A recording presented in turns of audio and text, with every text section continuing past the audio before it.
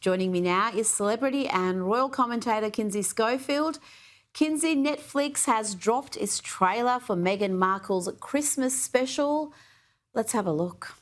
I love the holiday season. It's about finding time to connect with the people we love. Yeah. Embracing traditions. I like this. The special hits the streaming platform on December 3, Kinsey. I'm not sure I can even hate watch this. It looks just painful. It does. And of course, this trailer comes on the heels of the royal variety performance at Royal Albert Hall. Pictures dropping of the Princess of Wales and Prince William cuddling with Paddington Bear. Meghan's always there to interrupt great press for the British royal family. But Meghan giving Christmas advice, even though the majority of her own family don't even know her telephone number, is charming. This is not a holiday party. That is a witness protection program. Her Christmas message might start with peace on earth and goodwill to all, but it just doesn't extend to anyone she's actually ever met. And that was apparent at her wedding, which I pointed out at the time when everyone adored her and they all thought I was being terrible. But other than her mother, there seemed to be really no cousins there, and her siblings, her dad wasn't there, and long-term friends as well. The red flags were there early with that one. Now, let's stick with Meghan. She sat down with Harper's Bazaar for another tell-all interview. Kinsey, for the cover, she went without makeup, it seems. Did she reveal anything interesting? Of course not. Here are some highlights. Yeah, here are some highlights. Even if there is no one else there, Meghan makes staff announce her in a room as the Duchess of Sussex. I kid you not. And What? she pauses mid-interview. No, wait.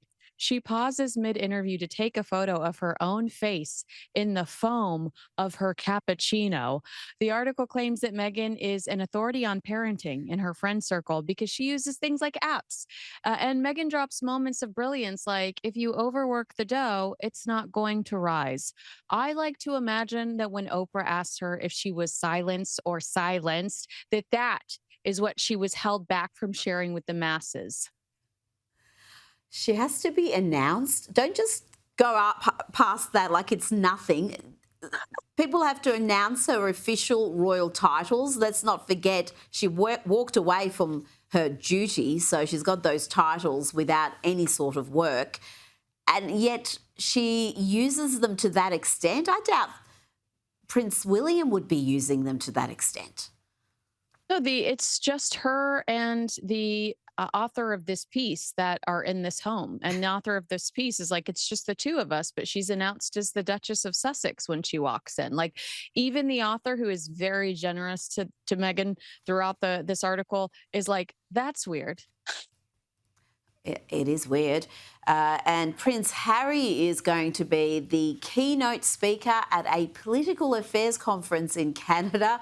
Organisers of the event said Harry will bring a powerful message of service and leadership. Kinsey, are they kidding? Again, another one who walked away from his duty to be a full-time celebrity.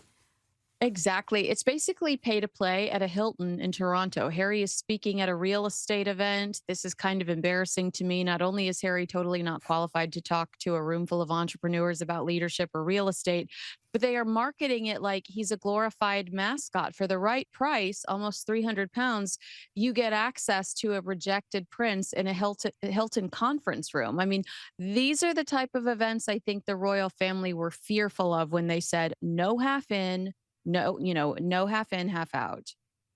Now, Kinsey, we finally have an explanation as to why Wicked co-stars Ariana Grande and Cynthia Erivo keep touching each other, seem to be obsessed with each other. Ariana appeared on Amy Poehler's Good Hang podcast, and here's the explanation. You like to hold each other's like hands and be there for, it's very sweet. Yes. You like to do that with people. Am I wrong? I do. I am very I channel a lot of energy through my hands. Yeah. And so Yeah. I'm always holding a hand. I'm always like squeezing a something. Kinsey, she just sounds weirder. It's not really an explanation in my mind.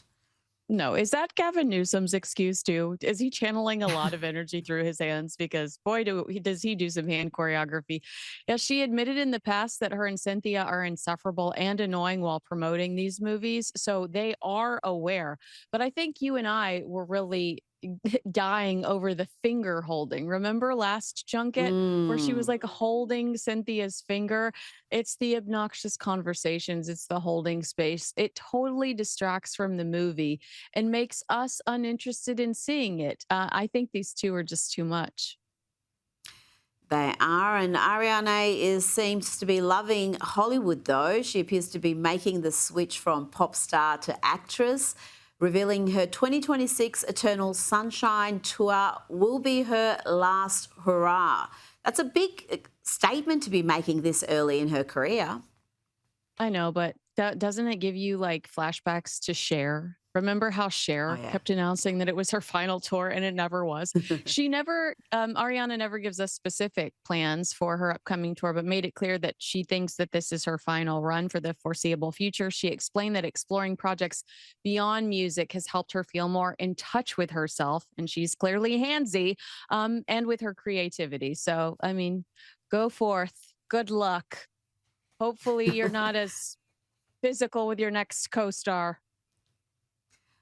Or they, yeah. I mean, it's weird that two characters like this have found each other, unless it's all an elaborate act, which many people think it is, that two curious characters have found each other in these film interviews. Wow. In fact, there's too much of it. I was going to play some clips this week and there was too many. There was too many. I was overwhelmed. Now, late night host Bill Maher has admitted that he stopped performing stand-up comedy over escalating safety concerns. Have a listen to this. I don't want to be out there in this country, in this political atmosphere. I could get shot by the left or the right. Yeah, well, at this I mean, point, it's a good time to not be out there. It's pretty sad, Kinsey. It is sad. But he also said safety wasn't the only factor in his decision to step back. He admitted he grew discouraged watching other comedians draw bigger crowds. And he suggests on the show that his weekly presence on HBO's Real Time may be making his stand up less special. He added that there's a generational shift in the audience as well that might be influencing turnout. But yeah, I think he's having a harder time looking at people like Joe Rogan, who is hilarious, a podcaster, and would draw a much bigger crowd than Bill Maher was. I mean, I really think it's less about the generational gap, and more about just what we're into today. And it's Rogan. It's not necessarily Bill Maher. Now, quickly before you go, text messages have revealed new details about the friendship between Bill Gates and convicted pedophile Jeffrey Epstein. Epstein had written to one of Gates's apparent advisors about an opportunity to work together, but his then wife, Melinda, intervened and subsequently banned Bill Gates from contacting him. Kinsey, there was certainly a relationship there over the years. Yeah, and actually, in interviews since then, Melinda has alluded to the fact that his relationship and friendship with Jeffrey Epstein was one of the reasons she wanted out of their marriage. I mean, this was a huge deal to her. She couldn't stand him. But I loved the headline that talked about Epstein's lemon-shaped penis. Let's not brush past that. We have to acknowledge that. Yes, deformed penis, just like Harvey Weinstein. So those two are Jeffrey Epstein and Harvey Weinstein. Kinsey Schofield, thank you so much for your time.